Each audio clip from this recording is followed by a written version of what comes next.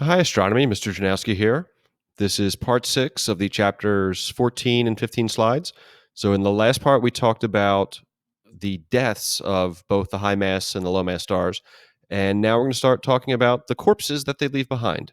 And we're going to start with the corpses of the low mass stars. And of the three types of corpses, the corpses of the low mass stars are frankly the least interesting, and yet they're still really interesting. There's some neat stuff going on here. So, let's get started with that.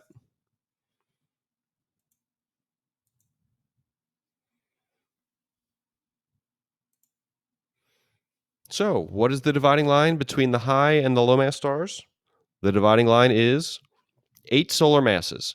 So, any star that has a mass while it's alive of up to 8 times the mass of the sun is considered a low mass star because it's going to live and die a certain way and leave behind a certain type of corpse. If it's got more than 8 times the mass of the sun, we consider it a high mass star because its life is going to be different than that of a low mass star and it's going to leave behind one of 2 different types of corpses. So, what kind of corpses do the low mass stars leave behind? They leave behind white dwarfs.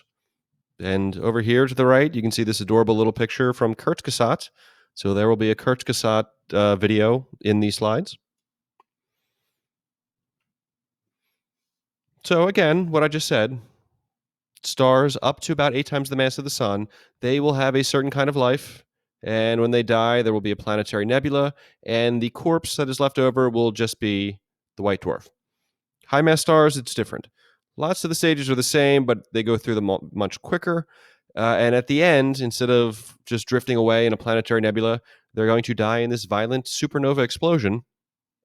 And they will leave behind as a corpse either a neutron star or a black hole.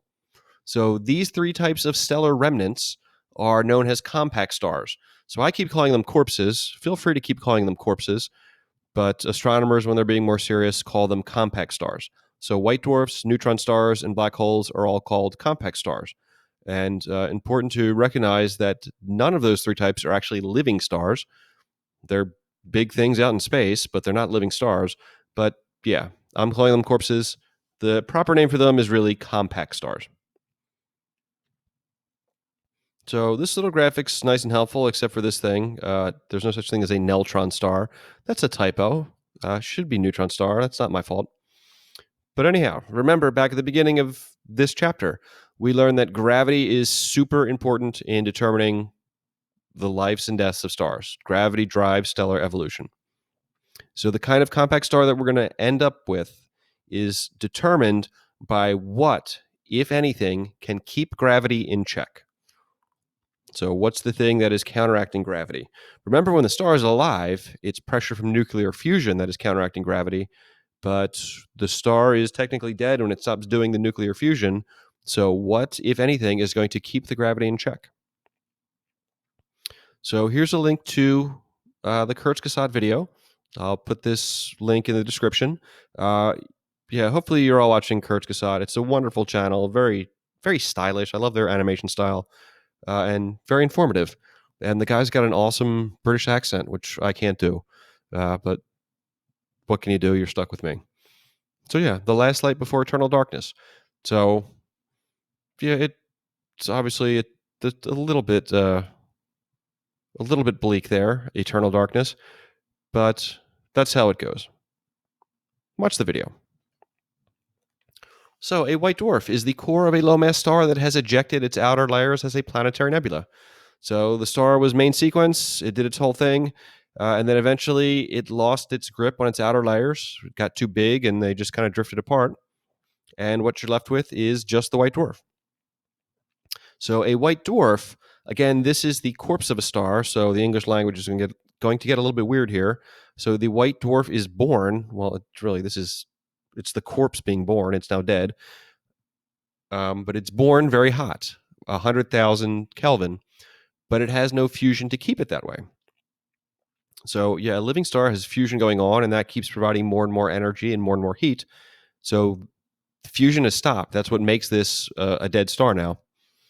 But because it was the core of the star, it's still very, very hot. So, let's look at the timescales going on here. So, at the instant of its death, it's about 100,000 Kelvin. It's going to take about 10 million years to cool down to 20,000 Kelvin. And then it's going to take much longer than that to cool down to 4,000 Kelvin. So, it's a factor of 5 from 100,000 Kelvin down to 20,000 Kelvin. It's another factor of 5 down to 4,000 Kelvin. That first step took 10 million years, which seems like a long time, but that's nothing compared to a star. But the next step is going to take way longer, the entire age of the universe. So about 14 billion years to cool down that much. And then to cool down even more beyond that, as this thing just keeps cooling off, it's going to take trillions of years. So the universe is not even trillions of years old. A trillion years is 1,000 billion years, and the universe is only 14 billion years old so far. So, yeah, we have had stars that, became white dwarfs. There certainly are white dwarfs now, and they'll just keep cooling off, and then eventually they'll just cool off until they're not putting out any appreciable light anymore, and that corpse of this corpse, so the corpse of a white dwarf, is a black dwarf. So it's a star that's not even shining based off of the heat that it already had. So a white dwarf is going to have a mass comparable to that of the sun, but it's going to have a size similar to that of the Earth. So in the case of our sun, which will end up being a white dwarf, when it gets to that stage, it's not going to have the entire current mass of the sun. It will only have about half of its current mass. Other larger stars will leave behind white dwarfs that are the mass of the sun. But yeah, basically, it's going to have a mass pretty comparable to that of the sun, but it's going to be tiny. So the sun right now has got a radius of 100 times the radius of the Earth, and therefore a volume that's 1,000,000 times, 100 cubed times the volume of the Earth. But once it gets to be a white dwarf, its size is only going to be about the size of the Earth. So you have basically,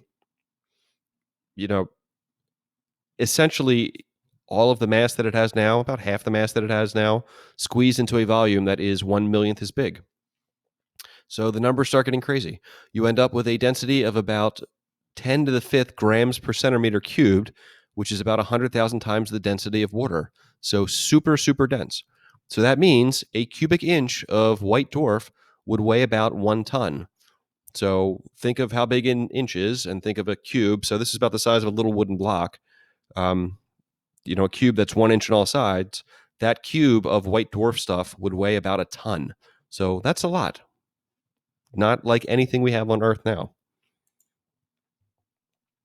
So there is so much mass here in so small a volume that you get really, really intense gravity. So all of this mass squeezed down this small is going to keep crushing keep trying to crush itself down.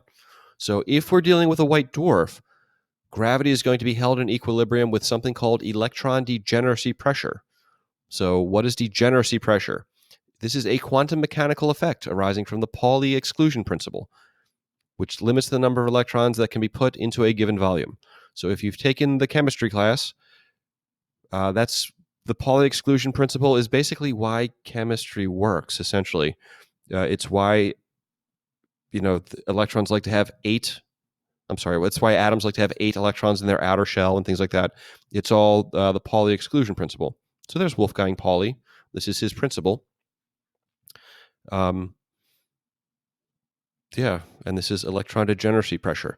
So the basic thing is electrons don't like to be that close to each other. And this is different than the fact that they're all negatively charged. So there's an electromagnetic repulsion because like charges repel. This is different than that. That's just the electromagnetic force. This is a different quantum thing that's kicking in once you start to squeeze these things down really tight. So yeah, that's degeneracy pressure. It's a quantum mechanical thing. It is very, very powerful, and it is very, very weird too, as it turns out. So, degeneracy pressure is weird. If you add mass to a white dwarf, its volume is going to shrink. So you threw more stuff on this, and the thing gets smaller. It just gets weird. So a smaller, more massive white dwarf has more gravity, which means it's going to squeeze even tighter and tighter. So eventually, electron degeneracy pressure may not be enough to cancel out the gravity. So again, living star, pressure from nuclear fusion is canceling the gravity, But this is a dead star, so there's no more nuclear fusion, there's no more pressure. So the thing that finally cancels out the gravity is electron degeneracy pressure in this case. But if you keep adding more and more mass, you may get so much gravity that electron degeneracy pressure is not enough. And this gentleman right here, whose name looks like a mouthful, I've got it written out phonetically up there. It's actually pronounced exactly the way it's spelled, Subramanian Chandrasekhar. He's the guy that figured this out, and it's named after him, the Chandrasekhar Limit. It's the largest mass that a white dwarf can have, and it's about 1.4 times the mass of the sun. So if your white dwarf has a mass up to about that much, electron degeneracy pressure is enough. If it has more mass than that, electron degeneracy pressure will not be enough to keep it from crushing. So this is, a theoretical limit, but it seems to be correct. So astronomers have found many, many white dwarfs, but they haven't found one more than 1.4 times the mass of the sun. So how can we figure out the mass of a white dwarf? The way we talked about, I think it was last chapter, the reason we like binary stars so much is sometimes you'll have a white dwarf in a binary system, and then you can just look at the way they're going around each other and how much time it takes, and you can figure out the masses of the stars. So that's one way to do it. The other way is using gravitational redshift. So this is not the regular old Doppler effect, where it's because the star is moving away from you that it seems to be redshifted. This is a general relativistic effect. So massive objects curve space and time. I don't want to go too far down this path. I don't want this video to take forever. But yeah, massive objects curve space and time. So in the case of a white dwarf, we have a lot of mass in a very small space. So it's going to start to get weird what it's doing to space and time. And basically, it's curving space and time so much that the light that is leaving that white dwarf is going to be redshifted because of this huge curvature of space and time. So this is totally a general relativistic kind of thing. So Einstein's greatest idea. Now, a white dwarf is dead, but it can actually come back to life, in a sense, if it is part of a binary system. So if you have a white dwarf and another star with it, and they were a binary, and then eventually one of the stars dies and becomes a white dwarf, well, it's there, and it still has gravity, so it may start to pull material off of the other living star. So it's going to start pulling the stuff on. It's mostly going to be hydrogen because that's most of what stars are made of. And so this stuff gets pulled onto the white dwarf, which we've got here, and gravity's going to squeeze it down, heat it up, until eventually it might get hot enough that it gets to its fusion temperature. So if that happens and it starts to fuse, you're going to get a boom. And if you follow the asterisk, you're going to get a small boom. Hint, this means there's another type of big boom, which we'll learn about shortly. So when this happens, the hydrogen fuses explosively. So it stole this hydrogen from the other star. It got down to the surface of this white dwarf, and it finally got hot enough that it can actually fuse. So it fuses. That releases a lot of energy. So we have a nova stella, or just a nova. So this is not a supernova. This is just a nova. This is a big nuclear explosion all of a sudden, and it's going to get very bright. And it's called a nova stella because, if you're looking up in the sky, you might see nothing there because the white dwarf and even its companion are too dim to see. But then you get this giant explosion, and suddenly you can see a new star. Well, in reality, you're not seeing a new star. You're seeing kind of a zombie dead star come back to life very briefly. But yeah, to us, it seems like a new star. So we called it a nova, meaning new, stella, star. And some novas can explode repeatedly. So you might have this binary system, and this happens once. It steals this material, heats it up, gets to fusion, and then goes nova. So it blows up, and all the material leaves. And then what are you left with? Well, you've still got a white dwarf, and you've still got a star next to it. So the cycle's just going to repeat. It's going to happen again and again. So kind of cool that this process can happen, and the star can, explode several times. Neat stuff. So here's the big boom. A different, more explosive fate is possible. So if you have a binary and one of them is a white dwarf, so the white dwarf is now stealing material from the other star with its gravity. If it collects this material too quickly, it may just quickly rush over that Chandrasekhar limit of 1.4 times the mass of the sun. So if this happens, remember that limit, the Chandrasekhar limit, that's basically the limit of what electron degeneracy pressure can do. That's the most gravity that electron degeneracy pressure can overcome. If it suddenly shoots over this limit, you've got more gravity than electron degeneracy pressure can support. So, yeah, we're going to get a big boom. So when this happens, the carbon and oxygen inside the white dwarf will be squeezed and heated to its fusion temperature. So it's not just hydrogen fusing on the surface. We've now squeezed it enough and heated it up enough that the carbon and the oxygen inside the white dwarf get to their much higher fusion temperatures. So when this happens, we get what's called a type 1a supernova. So when this happens, no more binary, because the white dwarf is now gone. The white dwarf has blown itself up. The companion star is still going to remain, but the white dwarf is all gone. So yeah, our adorable little Kurzgesagt white dwarf, it's now gone. So this very useful thing happens. All type 1a supernovas explode with about the same high luminosity. It's about 5 trillion times the luminosity of the sun. So it's a little more complicated than that. They're not all exactly the same, but they have ways of knowing the luminosity of this. But yeah, to keep it simple, let's say that all type 1a supernovas explode with exactly the same high luminosity. Why would this be useful? Well, if you know the luminosity of something, you can use it as a standard candle and measure its brightness and use that to figure out its distance. So when these things happen, these type 1a supernovas, these are super useful standard candles because they're extremely bright, 5 trillion times the luminosity of the sun. So this is a crazy, crazy bright event, and you know its luminosity, so you can figure out its distance.